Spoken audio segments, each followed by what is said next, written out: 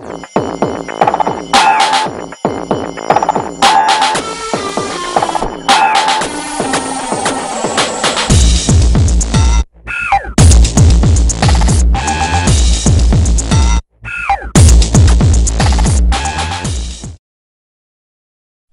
start with a wheel that's been washed and dried and ready to put on a wheel band.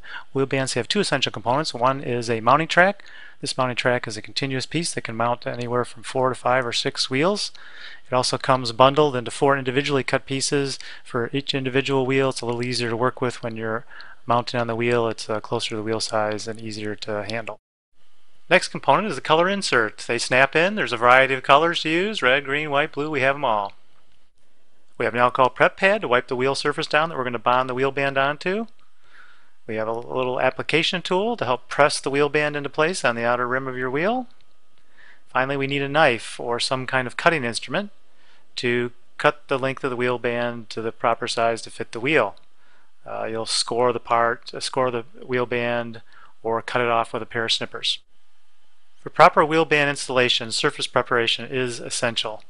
The alcohol wipe or an alcohol soaked rag is going to be necessary to wipe the surface down that you're going to be bonding the 3M high bond tape to that's on the back of the mounting track. So we want to have a good surface, just like painting or any other thing that you're trying to get a high bond to a surface. You've got to make sure you have a clean surface to work with. So we take the alcohol prep pad and we wipe all the way around the outer edge of the wheel that you're going to bond the wheel band onto. Make sure it's clean. There's always a little residual left even after a good wash. You want to make sure you get all the last little bit of oil or grease that might be in the way of a good bond off the wheel. A mounting track cut close to the size of the wheel you'll be installing on is easiest for the installation process. The pre-cut tracks come in sizes out to 22 inches to fit a wheel out to 22 inches. You'll note here on this particular wheel we have a wheel weight. We're going to be able to mount over the clip on the wheel weight, no problem. Before installing the mounting track, cut the end off to make sure you get a nice flush end that you'll be starting with. Now you want to pull off the back liner of the 3M tape. Pull it off just a little bit at a time so you don't expose too much tape at once. You don't want to get it dirty as you're trying to put it onto the wheel. So you get it started here. I'm going right up against the clip of the wheel weight, starting from there and working the way around the wheel. Pulling off the liner, the back liner of the tape slowly is going around, protecting that tape. We're not pressing down the wheel band too hard. We're just a little tacky fit to keep it in place as we get the general fit of the wheel.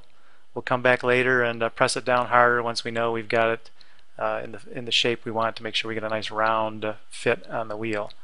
So you keep working your way around with the tape, pulling off the liner a little bit at a time, and as you get close to the end it's ready to cut or score and snap off.